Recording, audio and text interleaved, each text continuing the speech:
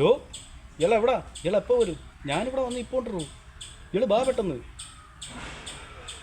ശരി.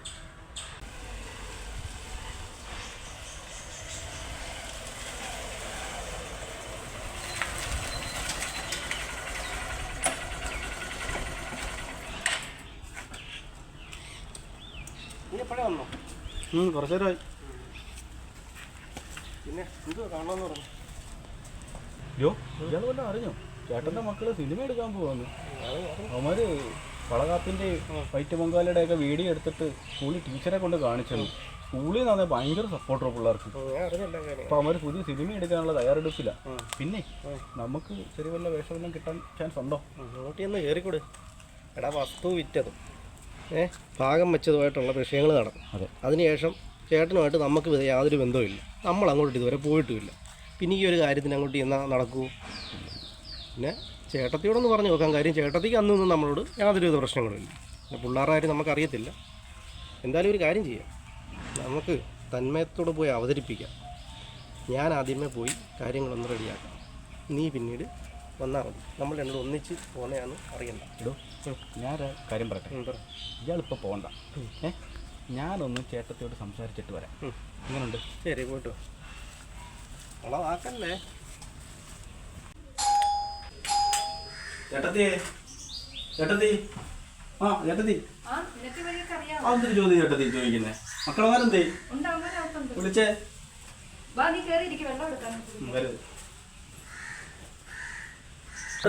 പിള്ളേരെന്ത് ചേട്ടത്തി? നീ വിളിച്ച് അവരെയും വിളിച്ച്. ഞാൻ അമ്മക്ക് എഴുതാൻ വേണ്ടി പേനയൊക്കെ കൊണ്ടുവന്നിട്ടുണ്ട് ചേട്ടത്തി. എന്തേ?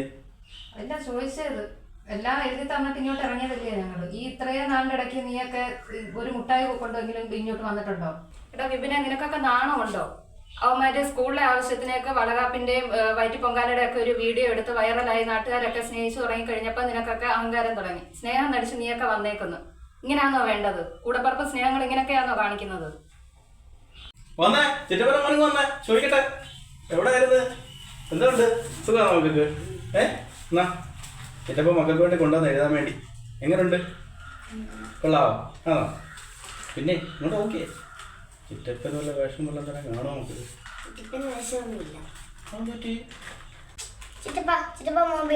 കൊണ്ടുപോകണേ.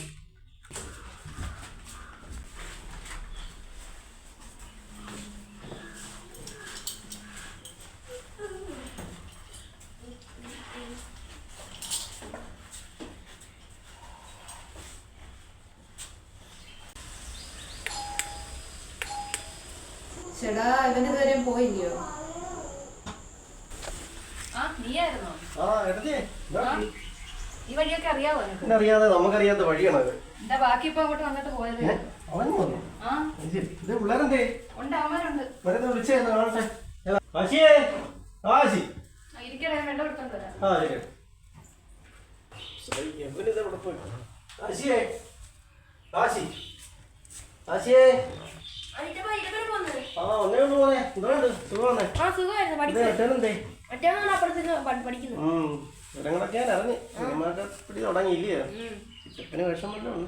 ചിറ്റപ്പ, ഞങ്ങളുടെ പുസ്തകത്തിൽ സിനിമയെ കുറിച്ച് പഠിക്കാനുണ്ട്.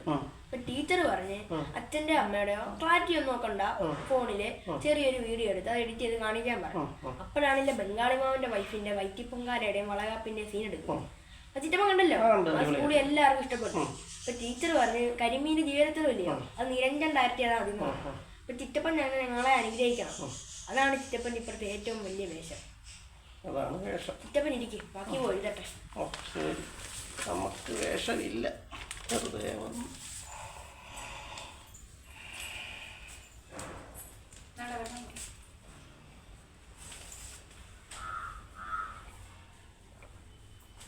ചേട്ടത്തി സത്യത്തിൽ വന്നതേ അവന്മാര് സിനിമ എടുക്കുന്നു പറയും.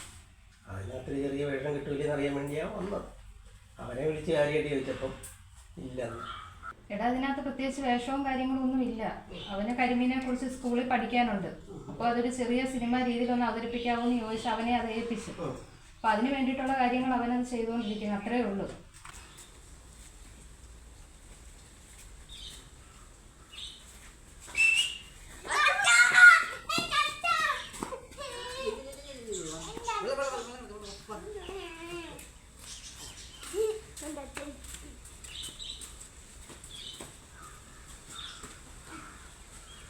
സ്കൂളിൽ പോയിട്ട് അങ്ങനെ കുളിച്ചു തന്നില്ലേ? ഇല്ലേ? സ്കൂളിൽ പോയിട്ട് ഉടുപ്പൊന്നും ഇല്ലല്ലോ.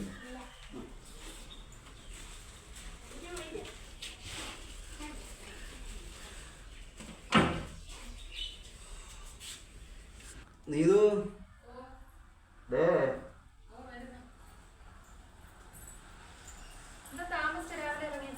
ഓ രാവിലെ അങ്ങോട്ട് പത്തനംതിട്ട വന്ന് 1 മണിക്കൂറോളം നിന്ന്. KSRTC ഇല്ല, പ്രൈവറ്റും ഇല്ല.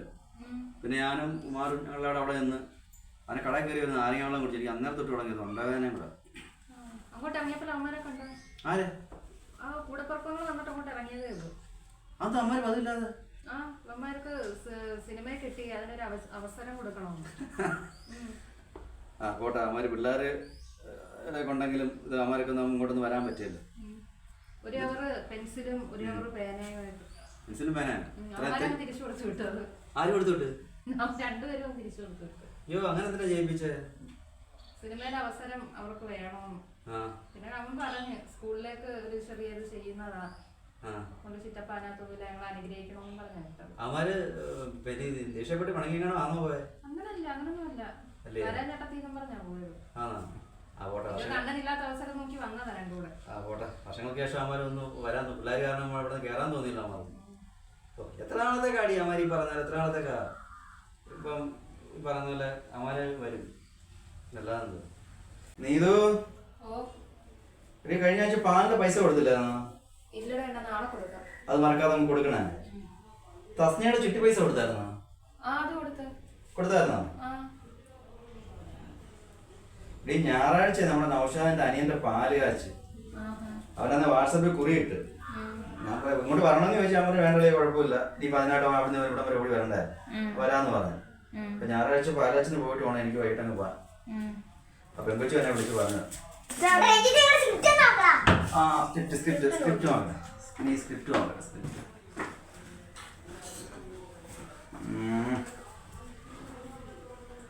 മറ്റേ വളകാപ്പും വയറ്റിപ്പൊങ്കാലൊക്കെ എടുത്തിട്ട് ടീച്ചർ എന്തോ പറഞ്ഞു? ഇഷ്ടപ്പെട്ടു. ഇഷ്ടപ്പെട്ടു. അപ്പൊ കരിമീന്റെ ആരാ എടുക്കുന്നത്? മഞ്ജുത എന്ന് പറഞ്ഞോ? ഇതെല്ലാവർക്കും ഇഷ്ടപ്പെട്ടോ? കരിമീന്റെ ജീവിതചരിത്രം ഇല്ലയോ? ആരൊക്കെ ഇതിനകത്ത് അഭിനയിക്കുന്നത്?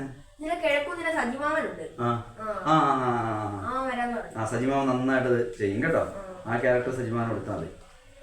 എന്ന് ഷൂട്ട് തുടങ്ങും? തുടങ്ങണം. ഇതിന്റെ കാര്യം പറഞ്ഞപ്പോഴാണ് ഒരു കാര്യം ഓർത്തെ. പത്തനംതിട്ട നിന്ന സമയത്തേ അവിടുന്ന് ബുക്ക് കയറി നിങ്ങൾക്കൊരു സാധനം മേടിച്ചായിരുന്നു. കാണിക്കപ്പിച്ചേ.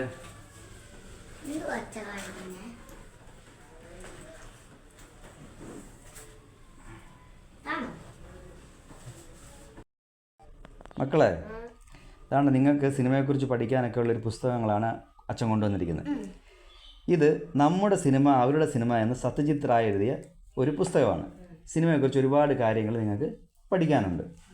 ഇത് കാശിമോനെ അക്ഷരം എഴുതിച്ച ബ്ലസ്സി സാറ് സംവിധാനം ചെയ്ത തന്മാത്ര എന്ന് പറയുന്ന സിനിമയുടെ തിരക്കഥ. അതുപോലെ തന്നെ സാജൻ തെരുവപ്പുഴ എഴുതിയ ഇത് ഞങ്ങളുടെ സിനിമ, ബ്ലസ്സി സാറിൻ്റെ ഭ്രമരം എന്ന് പറയുന്ന സിനിമയുടെ ഷൂട്ടിംഗ് ലൊക്കേഷനും വിശേഷങ്ങളും സീനുകളും ഒക്കെയാണ് കേട്ടോ. അതുപോലെ തന്നെ ശ്രീകുമാരൻ തമ്പി സാറിൻ്റെ ചെറുകഥകളാണിത്. നമുക്കൊരു ചെറുകഥ എടുത്തിട്ട് ആ ചെറുകഥയെ നമുക്കൊരു വലിയ സിനിമയാക്കി മാറ്റാൻ കഴിയും. അതുപോലെ തന്നെ നമ്മുടെ കുറുപ്പ് സാർ എഴുതിയ നമുക്ക് വേണ്ടപ്പെട്ട ഒരു പുസ്തകമാണ് നല്ലെഴുത്തും നാടെഴുത്തും. ഇതിൻ്റെ ഒരു പ്രത്യേകത എന്ന് പറഞ്ഞാൽ നമ്മൾ സംഭാഷണങ്ങൾ എഴുതുമ്പോൾ നമുക്ക് ഓണാട്ടുകരയുടെ മലയാളം വളരെ ഭംഗിയായിട്ട് സാറ് ഏതൊക്കെ രീതിയിൽ ഉച്ചരിക്കണമെന്നും എന്തൊക്കെയാണെന്ന് ഈ പുസ്തകത്തിൽ സാർ വളരെ ഭംഗിയായിട്ട് പറയുന്നുണ്ട്. നിങ്ങൾക്കിത് പ്രയോജനപ്പെടും.